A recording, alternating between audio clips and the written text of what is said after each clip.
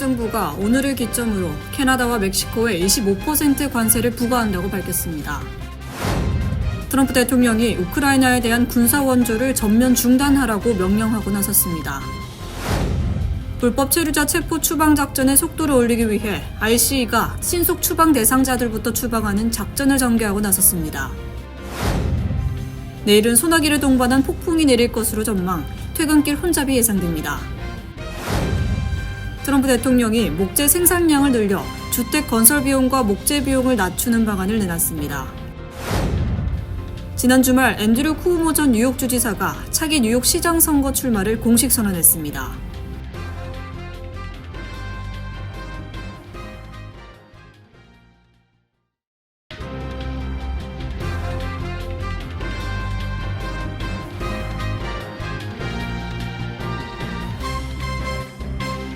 안녕하십니까. KBTV 뉴스 9 이창원입니다. 트럼프 행정부가 오늘 기점으로 캐나다와 멕시코에 25% 관세를 부과하겠다는 계획을 예정대로 시행하고 나섰습니다. 이에 캐나다는 즉각 반발해 트럼프 관세는 어리석은 짓이라고 비판하며 보복 조치에 들어갔습니다. 기러민 기자의 보도입니다. 도널드 트럼프 대통령은 오늘 미국의 주요 무역국을 상대로 25%의 관세를 예정대로 부과하기 시작했습니다. 트럼프 대통령이 예고한 무역전쟁이 본격 시행에 돌입하면서 관세 부과 대상국으로 타격을 입게 된 멕시코, 캐나다, 중국은 즉각 반발하며 즉각적인 보복 조치에 돌입할 것이라고 밝혔습니다. 지난달을 기점으로 중국 제품에 부과했던 관세를 2배로 인상하며 20%로 조정했습니다. 이에 중국은 미국 농산물 수출품에 대해 최대 15%의 관세 부과에 맞서며 보복 조치에 들어갔습니다. 지스탱 트리도 캐나다 총리 역시 향후 순차적으로 미국산 제품에 대한 관세 인상을 단행할 것이라고 밝혔습니다.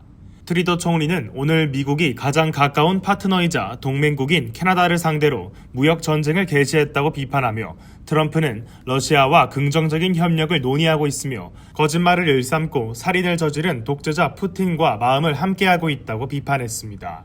트리도 총리는 도널드 트럼프 미국 행정부의 관세는 어리석은 짓이라며 세계무역기구를 통해 이의를 제기할 것이라고 강경한 입장을 보였습니다. 트리도 총리는 4일을 기점으로 1,550억 캐나다 달러, 즉 1,070억 달러 규모 미국 상품에 25% 관세로 대응할 것이라며 보복 관세 대응에 나섰습니다. 클라우디아 쉰바움 멕시코 대통령 역시 미국의 관세에 대응하여 멕시코는 보복 관세를 부과할 것이라고 밝혔습니다. KBTV 뉴스 길려민입니다. 지난주 트럼프 대통령과 젤렌스키 우크라이나 대통령이 백악관에서 설전을 벌인 가운데 트럼프 대통령이 우크라이나에 대한 군사 원조를 전면 중단하라고 명령하고 나섰습니다. 우크라이나는 즉시 진화에 나섰지만 양국의 갈등은 깊어지는 양상입니다. 주윤우 기자가 전해드립니다. 트럼프 대통령은 피트 헤그세스 국방장관을 통해 무기 공급 중단을 명령했으며 이에 따라 우크라이나로 수송 중이던 모든 미군 군사 장비와 유럽에 보관 중이던 무기 수송이 중단될 예정입니다. 백악관 관계자는 우크라이나 무기 공급 중단 조치는 일시적 중단이며 우크라이나 정부가 평화협상에 대한 성실한 의지를 보일 때까지 지속될 것이라고 밝혔습니다. 그러면서 이번 조치는 미국이 유럽의 분쟁에서 벗어나 중남미 및 아메리카 동맹 구축으로 정책의 방향을 전환하는 큰 틀의 전략 가운데 일부라고 설명했습니다. 미국은 2022년 2월 러시아 우크라이나 전쟁 발발 이후 전 세계 국가 가운데 우크라이나에 가장 많은 군사 지원을 제공해왔습니다. 독일 킬 경제연구소 보고서에 따르면 미국의 지원 규모는 약 1,190억 달러에 달하며 이 중 640억 달러를 군사 지원에 사용한 것으로 집계됩니다. 유럽연합은 우크라이나에 지금까지 약 530억 달러 상당의 군사 지원을 제공한 것으로 조사됐습니다. 한편 트럼프 대통령은 미국이 우크라이나에 막대한 자금을 지원하면서 아무런 대가를 받지 못하고 있다고 불만을 표출해왔습니다. 지난주 트럼프 대통령과 젤렌스키 대통령 그리고 JD 벤스 부통령은 백악관 오벌 오피스에서 정상회담을 진행하던 도중 설전을 벌였으며 이후 트럼프 대통령과 벤스 부통령은 젤렌스키 대통령을 무례하다고 비판한 바 있습니다. KBTV 뉴스 주현우입니다. 트럼프 행정부는 불법 체류자 체포 추방 작전의 속도를 올리기 위해 아이스가 신속 추방 대상자들부터 추적, 체포, 추방하는 작전을 전개하고 나섰습니다. 아이스 이민세관 집행국은 내부 지시 메모를 통해 추방 재판 필요 없는 신속 추방 대상자 800만 명을 우선 체포 추방하라고 지시한 것으로 알려졌습니다. 한인들의 경우 체류 시한을 넘긴 2년이 안 된 오버스테이 불법 체류자 1만 명이 위험한 것으로 집계됐습니다. 전상 기자입니다. ICE는 내부 지시 메모를 통해 장기 구금과 추방 재판 절차가 필요 없이 최대한 빨리 그리고 많이 외국인들을 추방할 수 있도록 신속 추방 대상자들을 집중 추적, 체포하고 추방하라고 지시한 것으로 알려졌습니다. 장기 구금이나 추방 재판이 필요 없다고 판단하고 있는 신속 추방 대상자들은 800만 명에 달하고 있습니다. 신속 추방 대상자 800만 명에는 바이든 시절 미국으로 들어온 580만 명이 주 타겟이 되고 있으며 한인들의 경우 체류 시한을 넘긴 지 2년이 안 된 오버스테이 불법 체류자 1만 명이 위험한 것으로 집계되고 있습니다. 출입국 심사를 전담하고 있는 CBP 세관 국경보호국의 연례 보고서에 따르면 2023 회계년도에 오버스테이한 한인들은 3,621명으로 나타나 2년 안팎의 오버스테이 불법 체류 한인들이 최대 10,000명에 달할 것으로 추산됩니다. 불법 입국자들과는 달리 무비자 또는 합법비자로 왔다 체류 시한을 넘기고 눌러앉은 오버스테이 불법 체류자들은 한 해에 전체 50만 명 이상씩 늘고 있어 2년이 안 된 경우는 100만 명 이상이 될 것으로 보이고 전체 불법 체류자들의 절반을 차지하고 있습니다. 이와 함께 가장 확실한 신속 추방 대상자들은 최종 추방 명령을 받고도 미국을 떠나지 않고 잠적한 130만 명으로 이들은 별도의 추방 재판이 필요 없기 때문에 체포하면 빠른 시일 내 추방시킬 수 있을 것으로 확실시되고 있습니다. 또 형사 범죄자 66만 명 가운데 유죄 판결까지 받은 43만 6천 명이 최우선 체포와 추방 대상자로 꼽히고 있고 아직 펜딩 중인 22만 7천 명도 주 타겟입니다. 트럼프 행정부는 바이든 시절 허용했던 각종 패롤 정책을 무분별하게 남용한 것으로 비난하고 잇따라 취소하고 있어 120만 명이나 본국으로 자진 출국하든지 아니면 체포 추방되는 시기에 내몰릴 것으로 경고받고 있습니다. 트럼프 행정부가 최근 취소한 TPS 임시보호신분으로 미국에 체류해오다 귀국 명령을 받고 있는 외국인들은 베네수엘라 출신 60만 명, 하이티 출신 50만 명 등 120만 명이나 됩니다. 트럼프 행정부 ICE가 신속 추방 대상자들로부터 체포 추방하려는 배경은 이민 구치시설의 수용 능력이 벌써 100%를 넘은 데다 수용시설 확충에 예산과 시간이 소요되기 때문입니다. KBTV 뉴스 전상입니다. 오늘 날씨가 많이 포근해지면서 봄 기온을 느낄 수 있었는데요. 하지만 내일은 소나기를 동반한 폭풍이 내릴 것으로 전망돼 퇴근길 혼잡이 예상됩니다. 계속해서 전상 기자입니다. 이번 주 시작은 추운 날씨로 최고 기온이 30도대 후반에 그쳤습니다. 기온은 빠르게 회복돼 오늘 낮 50도대로 상승했습니다. 보통 3월 초의 일반적인 최고 기온은 40도대로 이번 주는 3월 말이나 4월 초와 비슷한 기온이 예상됩니다. 그러나 수요일 오전부터 트라이스테이트 지역에 소나기와 폭우가 예상됩니다. 수요일 오후 늦게와 저녁에는 시속 30에서 40마일의 강풍이 예상되며 최대 시속 60마일까지의 강풍이 불 수 있습니다. 저녁 퇴근길에는 강풍과 폭우로 인해 도로 상황이 좋지 않을 것으로 보입니다. 이와 함께 쓰레기통, 야외 가구 등을 잘 보관해야 할 것으로 보입니다. 폭풍은 빠르게 이동해 저녁 늦게는 평온한 하늘을 볼 수 있습니다. 대부분 지역에서 총 0.5인치에서 1인치의 비가 내릴 것으로 보입니다.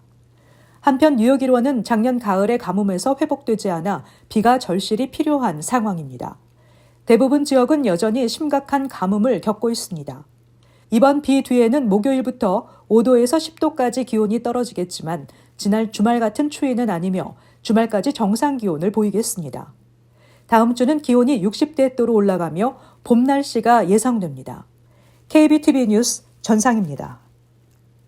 트럼프 대통령이 목재 생산량을 늘려 주택 건설 비용과 목재 비용을 낮추는 방안을 내놨습니다. 트럼프 대통령은 산림 관리를 위한 행정명령 서명을 통해 산림 관리 규제 절차를 간소화해 목재 국내 생산을 늘리는 것이 목표라고 밝혔습니다. 전상 기자가 전해드립니다.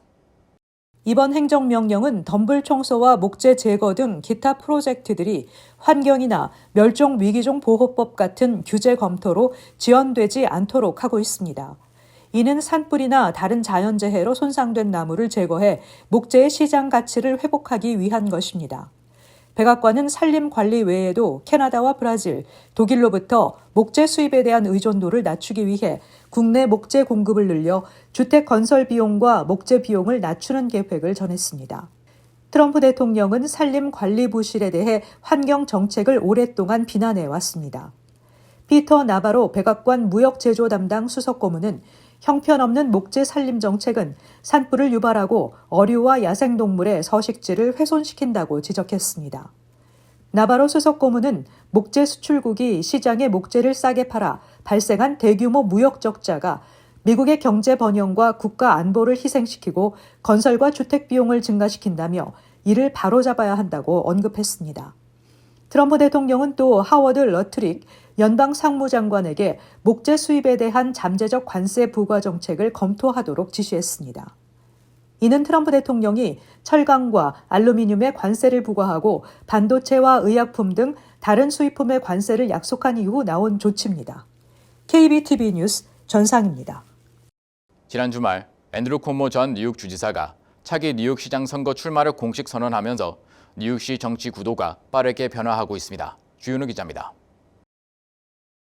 쿠오모가 시장 선거 출마를 공식 선언하자마자 선거 판세가 즉각 변화되면서 단숨에 쿠오모가 선두주자로 올라선 모양새입니다.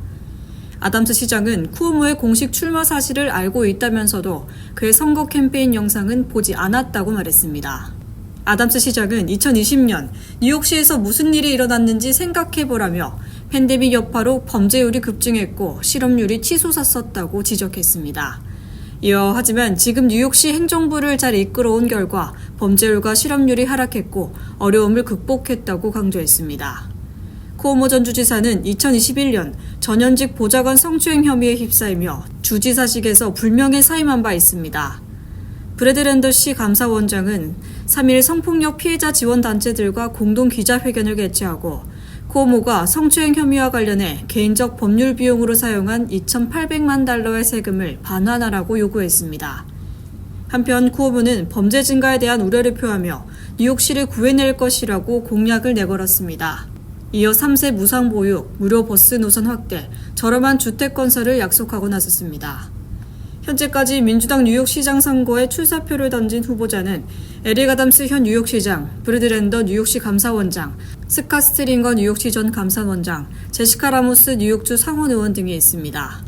이런 가운데 애드리안 애덤스 뉴욕시의회 의장 역시 선거 출마를 고려 중으로 이번 주 안에 결정을 내릴 것으로 보입니다. KBTV 뉴스 주연우입니다. 도널드 트럼프 대통령이 특정 유학생을 겨냥한 행정명령에 서명하면서 논란이 일고 있습니다. 행정명령은 보안 위협이 있는 국가 출신 유학생에 대한 심사를 강화하고 증오 이념을 주장하는 외국인의 비자를 취소하는 내용을 담고 있습니다. 지난 1월 29일에는 대학 내 친팔레스타인 시위와 관련된 민권법 위반 사례를 조사하라고 명령했습니다. 이를 통해 연루된 유학생과 외국인 교직원의 비자 취소와 추방 조치를 검토하도록 했습니다. 일부 유대인 단체들은 이 행정명령을 적극 지지하고 있습니다. 대학 반유대주의 반대 어머니 연합과 시카고 유대인 연합, 시온주의 단체인 베타르 등은 트럼프 행정부와 협력해 해당 조처가 반유대주의를 막는 수단이 될 것이라고 주장했습니다. 반면 여러 시민단체는 이번 조처가 헌법이 보장한 표현의 자유를 침해할 소지가 크다고 비판했습니다. 뉴욕시에서 교통법규를 위반한 차량에 자동으로 티켓을 발급하는 카메라를 확대하는 방안이 추진 중입니다. 뉴욕시는 신호 위반, 과속, 이중 및 불법 주차 등 교통법규를 위반하는 차량 운전자 단속을 위해 150대 카메라를 추가로 설치하는 $3,500만 달러 규모의 파일럿 사업을 추진하고 있습니다. 불법 주차 차량에 대한 311 신고를 해도 사후 조치가 미흡하다는 점도 문제로 지적됐습니다. 지난해 뉴욕시 조사국은 뉴욕시경이 시 주차 허가증 남용에 대한 311 신고를 계속해서 무시했다는 사실을 발견한 것으로 드러났습니다.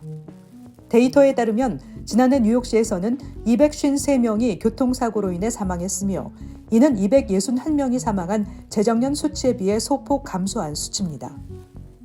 퀸즈에서 우편함 절도 사건이 이어지고 있어 경찰이 용의자를 수색하고 있습니다. NYPD는 퀸즈에서 최근 발생한 일련의 우편함 절도 사건과 관련해 카메라에 잡힌 한 남성을 포착해 수색에 나섰습니다. 용의자는 적어도 3건의 사건과 연관돼 있다고 밝혔는데 모두 써니사이드의 51번가 스킬맨 애비뉴 근처의 같은 아파트 건물에서 발생했습니다. 경찰은 주민들에게 우편함의 보안 잠금 장치를 사용하고 민감한 우편물을 집 주소 대신 직장으로 보내는 등 예방 조치를 취할 것을 촉구하고 있습니다.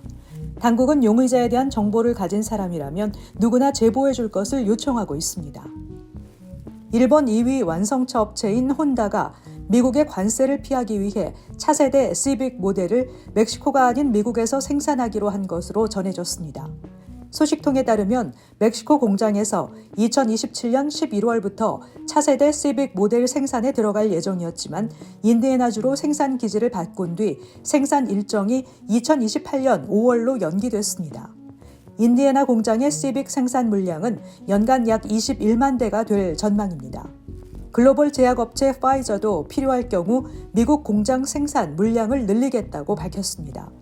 파이저는 현재 미국의 10개 제조 공장과 2개의 물류센터를 보유하고 있습니다.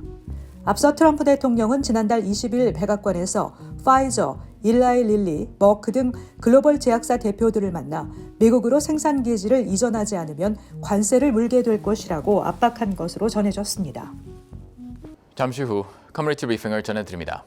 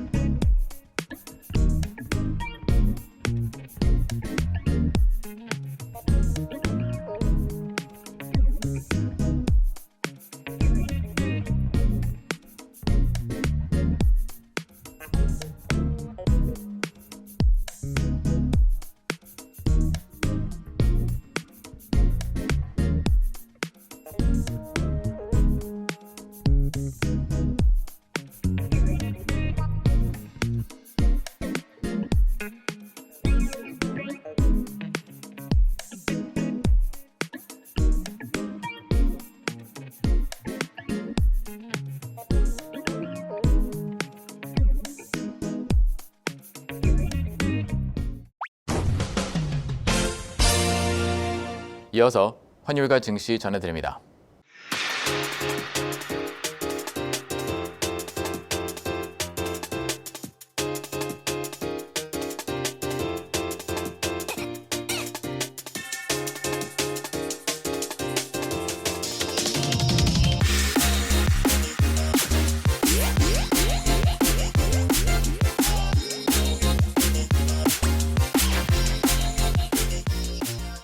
잠시 후 뉴욕과 뉴저지 날씨 전해드립니다.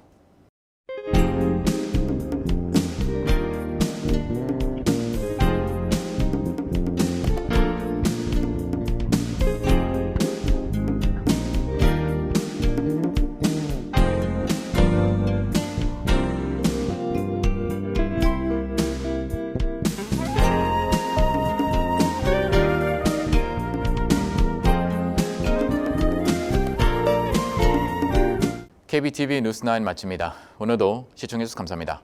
편안한 밤 보내시기 바랍니다.